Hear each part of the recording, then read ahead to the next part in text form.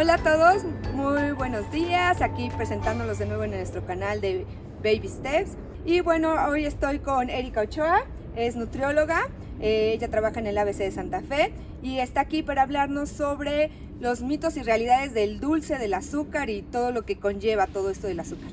Hola Erika. Hola Majo, muy buenos días, pues es un gusto estar con ustedes y poder hablar de este tema tan importante con los niños, sobre todo por el mundo en el que vivimos hoy en día. Cuando nacemos, todos, definitivamente todos van a preferir lo dulce. Y la leche materna particularmente tiene un sabor dulce por la lactosa. Entonces esto se va a alimentar, este gusto por lo dulce, por lo que vayamos comiendo el resto de nuestra vida, pero particularmente en estos 2 primeros años de vida. ¿Por qué? Porque es cuando vamos a empezar a conocer los diferentes sabores, y si nosotros ofrecemos alimentos que son muy dulces, que son muy agradables al gusto, pues los niños van a tener una tolerancia mayor a lo dulce. Entonces en estos 2 primeros años de vida tenemos que cuidar no ofrecer alimentos que sean ricos en azúcar. Definitivamente evitar ofrecer cualquier alimento que tenga azúcar añadida, evitar los jugos, evitar obviamente los refrescos y preferir siempre frutas. Las frutas tienen un sabor dulce y van a adaptarse muy bien a este gusto por lo dulce, y si nosotros ofrecemos por ejemplo los jugos en vez de la fruta, vamos a ir subiendo esa tolerancia. Y de repente va a llegar un momento en que vamos a decir, es que antes comía muy bien frutas y ahora ya no quiere comer, y es porque le estuvimos subiendo esa tolerancia. Entonces cuidar mucho que en estos 2 primeros años no tengan estos alimentos ricos en azúcar, azúcar añadida particularmente. Pero ¿qué pasa después? O si tienen hermanos, estamos expuestos en este ambiente donde va a haber siempre algún evento donde tengamos alimentos dulces con azúcar añadida, los dulces, los caramelos, los helados, las galletas, no sé qué. Y no podemos restringir a los niños al 100% en estos alimentos palatables. ¿A qué me refiero? En la casa podemos controlar la calidad de los alimentos. Y entonces yo como adulto responsable, como cuidador principal, tengo que cuidar que los alimentos sean de calidad en la casa. Sin embargo, si yo tengo un evento y en ese evento, en una fiesta infantil, hay jugo o hay agua de sabor con azúcar añadida, hay dulces, hay pastel, tenemos que permitir, si el niño así lo desea, comerlo. ¿Por qué? Porque si nosotros nos volcamos hacia el autoritarismo y nos volvemos prohibitivos, causamos un estrés y una ansiedad en los niños que lejos de llevarlos a aprender a comer saludable, les causa mayor riesgo de trastornos. Y particularmente si estamos pensando en prevenir sobrepeso u obesidad o alguno de estos problemas asociados al exceso de masa grasa, al tejido adiposo, pues vamos a causar mucho más riesgo, porque justamente los niños lo que aprenden es que esto es malo, esto es algo muy deseable, pero no lo debo hacer, y entonces lo voy a hacer a escondidas o en momentos en que no me vean, y pues puede ser mucho peor. ¿A qué le tenemos que apostar? A que los niños aprendan a autorregularse.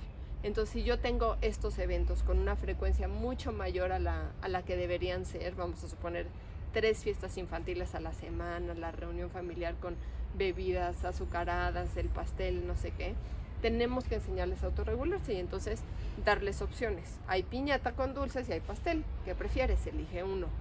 O elige un dulce y una rebanada de pastel. O poco a poco irlos guiando, pero jamás volvernos prohibitivos. Claro, muchas veces lo que hacemos es agarran los dulces y se quedan ellos con la bolsa de dulces. Obviamente se van a comer todos los dulces. Entonces si tú le dices, ay, muy bien, qué padre, yo te los guardo, ve a jugar. Entonces él ya agarró un dulce y se fue a jugar y se le olvida completamente los dulces porque está interesado en otra cosa. Tenemos también que ver qué pasa con la conducta alimentaria. Entonces, por ejemplo, de los 6 a los 12 meses están aprendiendo a comer, de los 12 meses a los 24 meses es una etapa de transición a la dieta familiar, donde todavía los alimentos son como muy importantes porque tienen requerimientos muy elevados, pero después de los 2 años la velocidad de crecimiento baja de manera importante.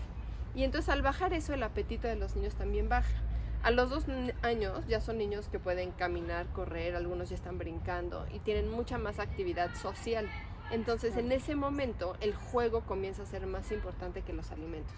Y es cuando tenemos a los papás que dicen, es que mi hijo no quiere comer, es que antes comía perfecto y ahora ya no come ni la mitad de lo que Y está bien, si no se ve afectado el crecimiento y el desarrollo, no tenemos por qué preocuparnos. El que los niños empiecen a comer menos también nos ayuda a que aprendan a autorregularse.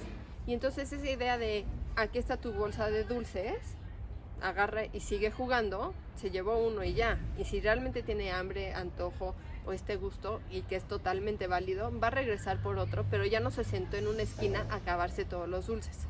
El niño que hace eso suele venir de hogares donde son muy autoritarios y tienen estas tendencias prohibitivas. Entonces saben que si el niño llega con la bolsa con los papás, se la van a quitar. Claro. Entonces inmediatamente en cuanto él tiene los dulces, lo que va a hacer es echarse a correr y esconderse abajo de la mesa o en una esquinita, y no va a dejar de comerlos. Y se los va a acabar rapidísimo con esta necesidad de, Claro. antes de que me los quiten. Exacto. ¿No? Claro. Es como con los adultos, no subimos de peso por un día que comimos algo fuera de nuestro patrón de alimentación saludable, sino que cuando se vuelve un hábito es el problema.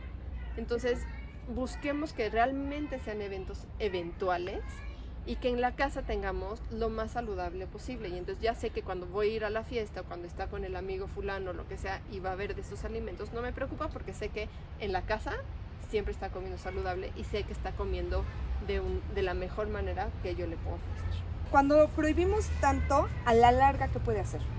A la larga sí causa ansiedad y sí puede causar mayor riesgo de trastornos de la conducta alimentaria y riesgo de sobrepeso y obesidad.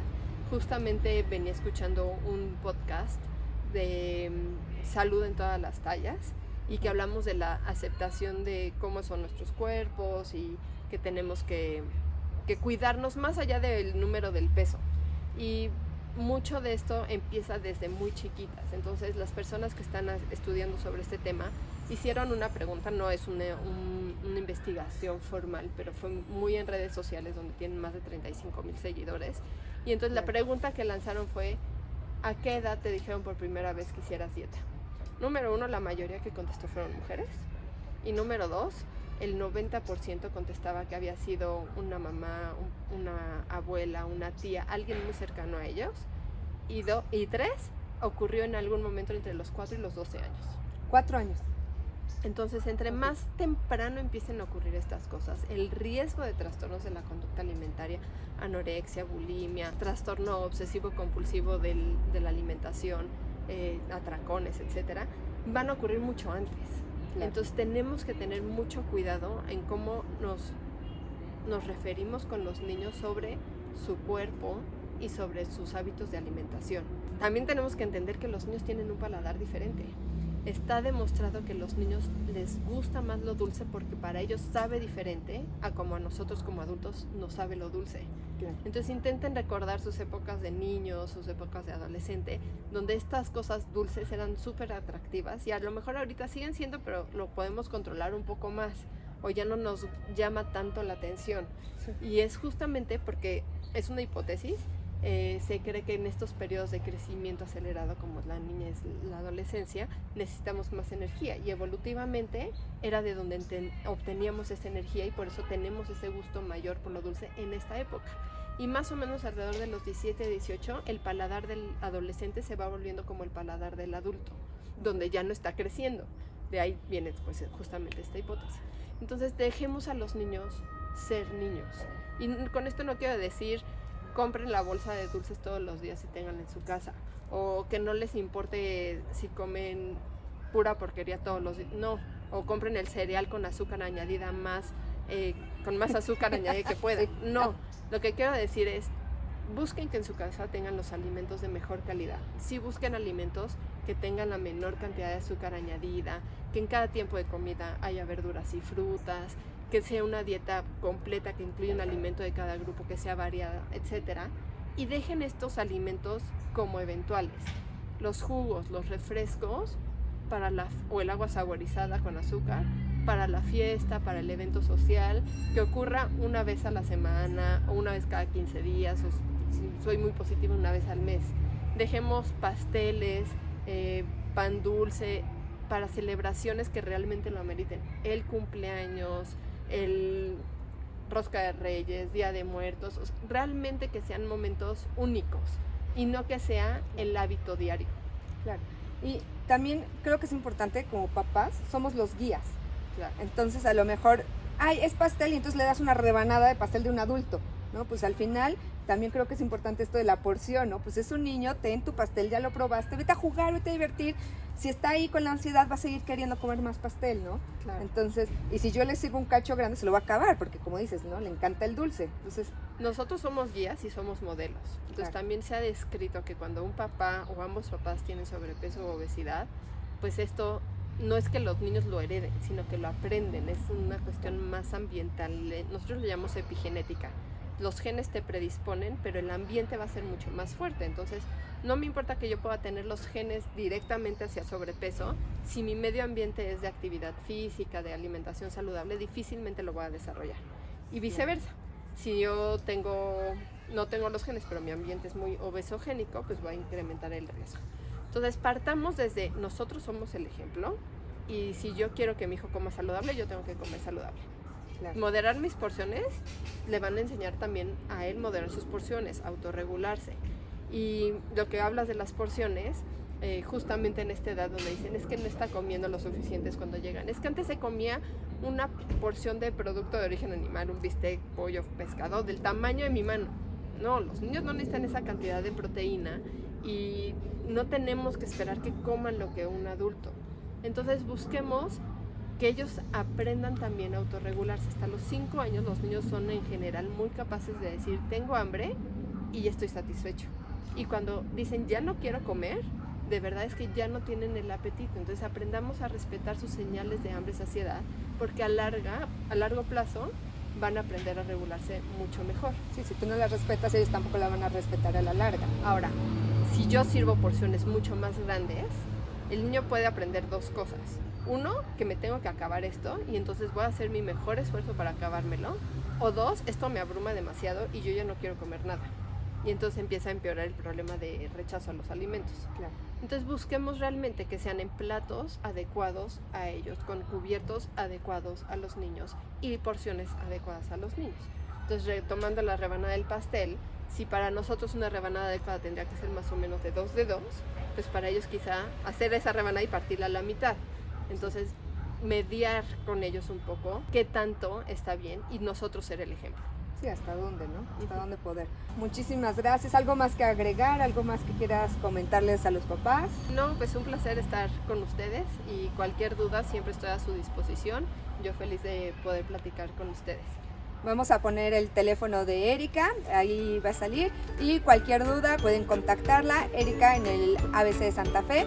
Y bueno, también es mamá de Baby Steps, es uno de sus chiquitos está aquí con nosotros, entonces la tenemos aquí acompañándonos día a día. Muchísimas gracias, comparten y den like. Gracias. Hasta luego.